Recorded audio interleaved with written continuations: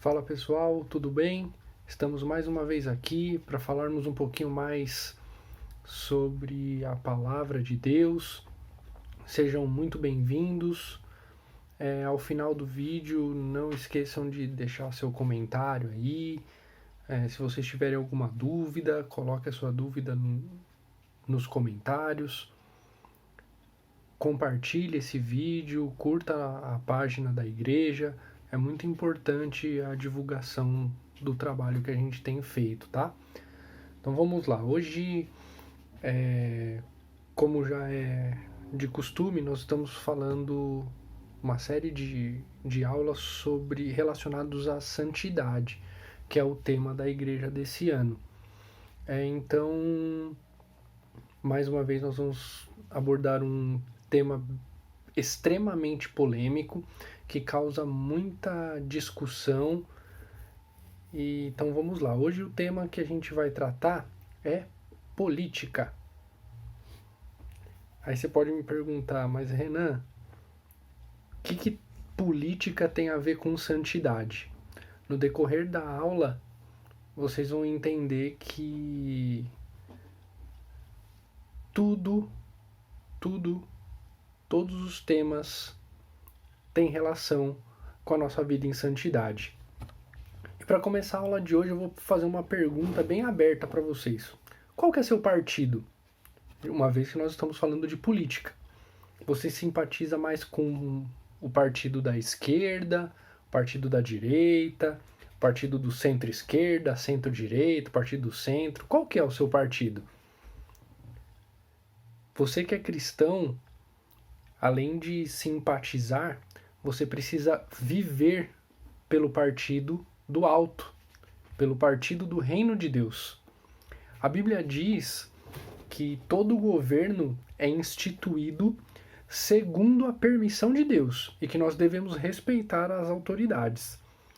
Vamos ler Romanos, capítulo 13, os versículos de 1 a 7. Hoje tem vários textos bíblicos para a gente percorrer, tá? Então, Bíblia na mão e vamos lá. Romanos 13, de 1 a 7. Diz assim a palavra de Deus: Todos devem sujeitar-se às autoridades governamentais, pois não há autoridade que não venha de Deus. As autoridades que existem foram por ele estabelecidas. Portanto, aquele que se rebela contra a autoridade está se opondo contra o que Deus instituiu. E aqueles que assim procedem trazer condenação sobre si mesmos. Pois os governantes não devem ser temidos, a não ser por aqueles que praticam o mal. Você quer viver livre do medo da autoridade? Pratique o bem, e ela o enaltecerá, pois é serva de Deus para o seu bem. Mas se você praticar o mal, tenha medo, pois ela não porta a espada sem motivo. É serva de Deus, a agente da justiça, para punir quem pratica o mal. Portanto, é necessário que sejamos submissos às autoridades, não apenas por causa da possibilidade de uma punição, mas também por questão de consciência. É por isso também que vocês pagam impostos, pois as autoridades estão a serviço de Deus, sempre dedicadas a esse trabalho.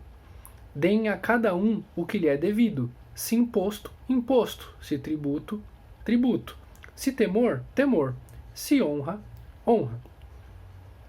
Então aqui está dizendo, esse pequeno trecho da palavra de Deus está dizendo que nós devemos respeitar as nossas autoridades e a eles sermos submissos, vamos dizer assim.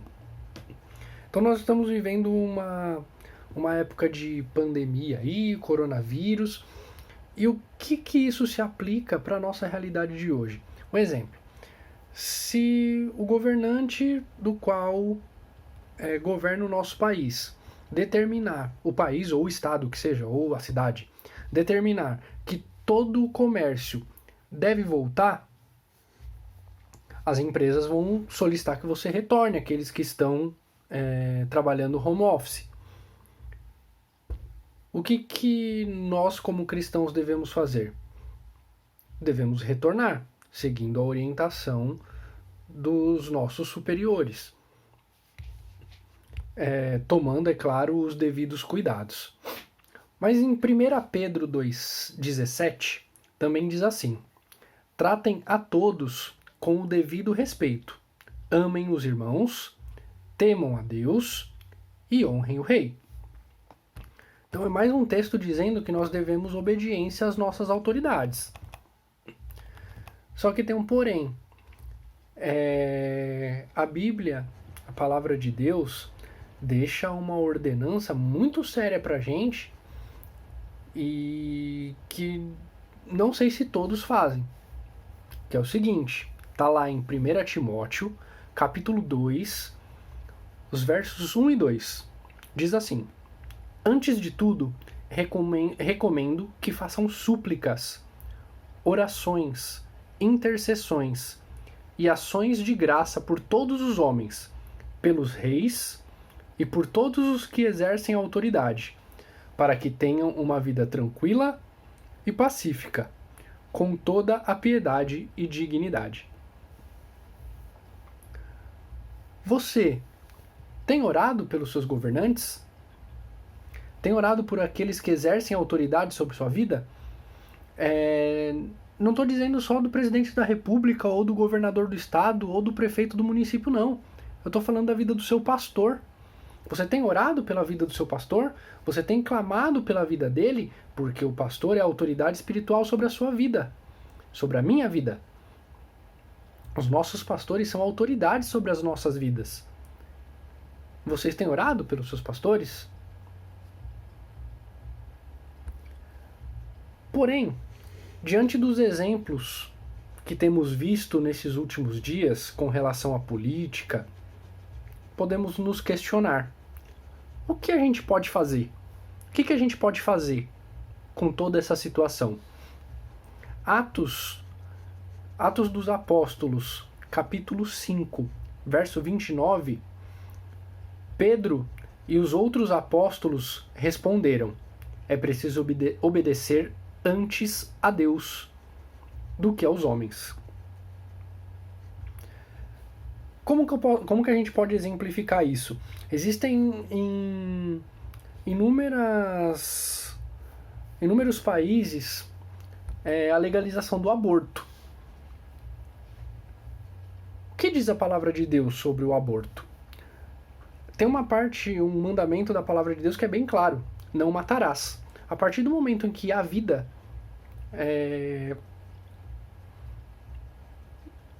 e essa vida é tirada, é pecado. Então, a partir do momento em que há a fecundação do óvulo pelo espermatozoide, ali já se gerou uma vida. E só Deus que tem permissão para tirar essa vida. Isso cabe uma inúmera discussão, é uma opinião particular minha, e eu acredito que a partir do momento em que há vida, não se pode ser tirada pelo homem. Só Deus tem essa permissão e esse poder.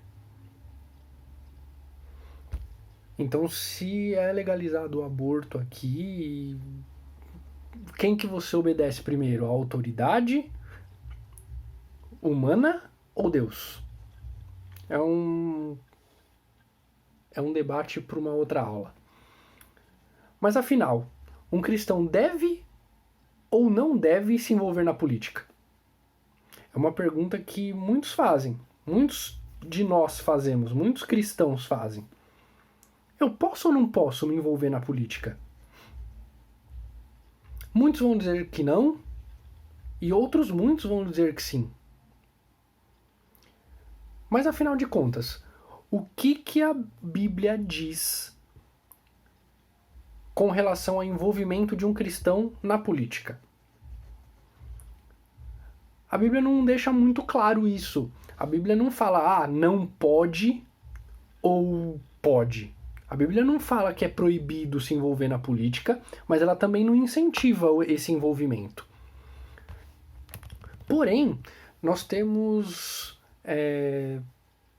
dentro de muitas passagens da Bíblia, alguns exemplos de homens e mulheres usados por Deus exercendo cargos públicos. E que ainda hoje são exemplos de vida cristã, mesmo os seus governos terem ocorrido anterior à vinda de Cristo. Então, muitos dos governantes, muitos dos políticos, vamos colocar assim, muitos dos políticos envolvidos daquela época são de antes da vinda de Cristo. E mesmo assim, ainda são exemplos de vida cristã para nós hoje. Exemplos: José, que foi traído pelos seus irmãos, vendido como escravo e se tornou governador do Egito. Davi e Salomão, Davi, o homem segundo o coração de Deus, Salomão, rei, que tem como característica a sabedoria, porque pediu isso para Deus, ambos reis de Israel. Uma mulher, Esther, por exemplo, como rainha da Pérsia, que foi usada por Deus para livrar muitos dos seus. Dentre outros que, se a gente for citar aqui, tem um monte. José de Arimateia, tem uma série de Eliseu, uma série de políticos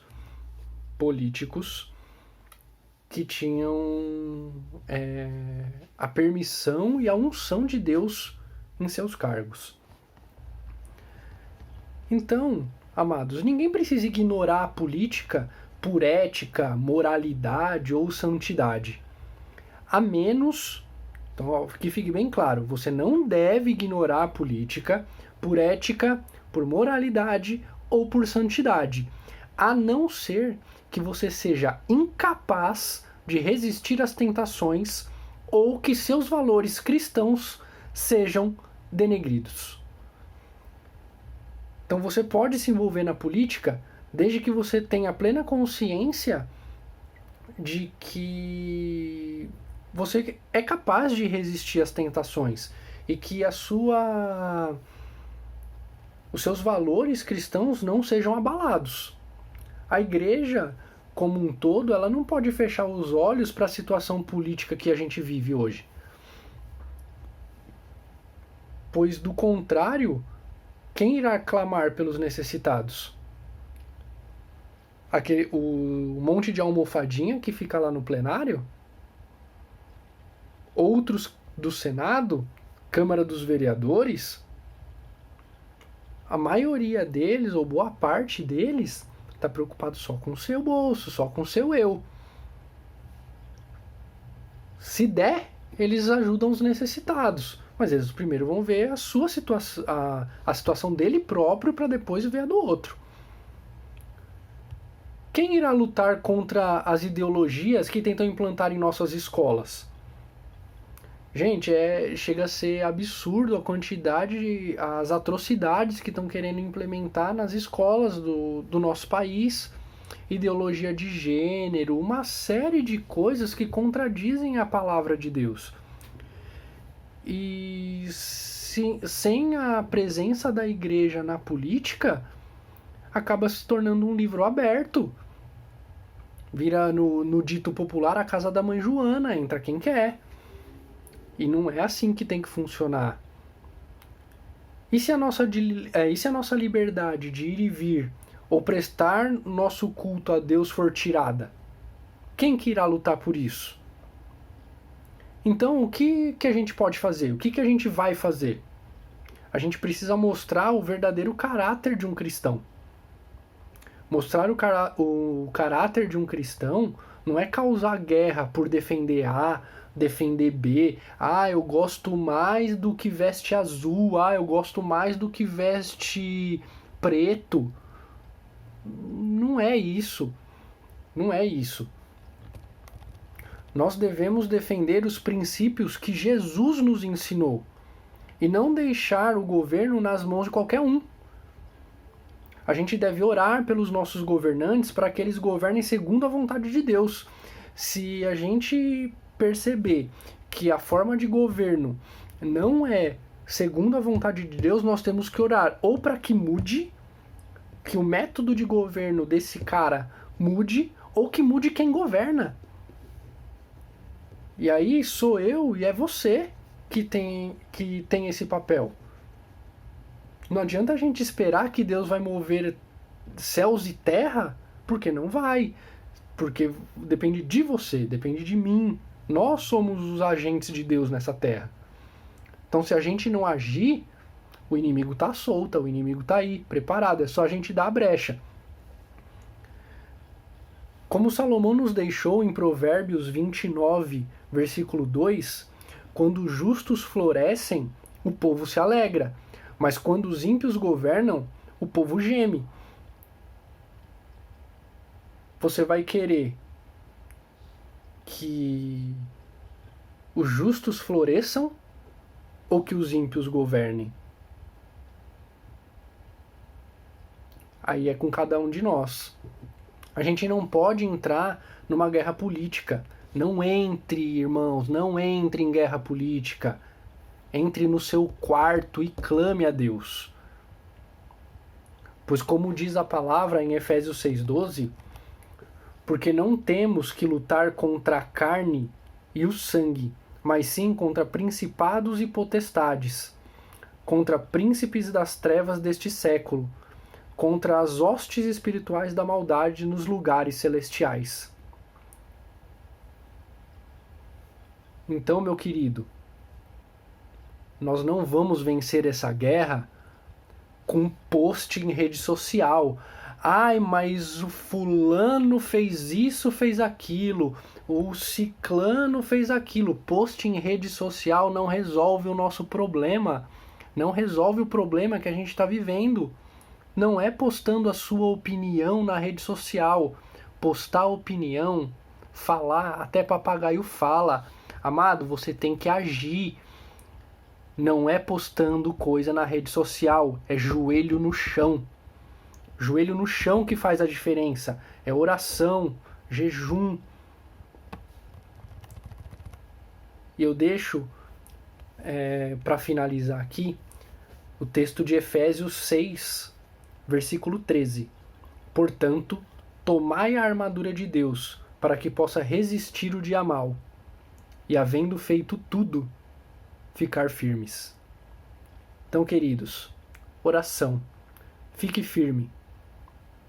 Fique firme. Jesus disse que no mundo a gente vai ter tribulação, mas que a gente tem que ter bom ânimo porque Ele já venceu o mundo. E em Cristo Jesus nós somos mais que vencedores. Então, queridos, se apeguem em Jesus, orem, clamem a Deus, estejam sempre firmes na palavra. Tudo vai passar. Esse momento é difícil, mas vai passar. Esqueça essa guerrinha de rede social. Rede social não vai ganhar, não vai melhorar. Pelo contrário, só vai afastar você das pessoas, mais do que nós estamos afastados. Tá bom? Dobre seu joelho no chão, ore, peça a Deus sabedoria e tudo isso vai mudar. Tá bom, queridos? Uma boa semana para todos e bons estudos.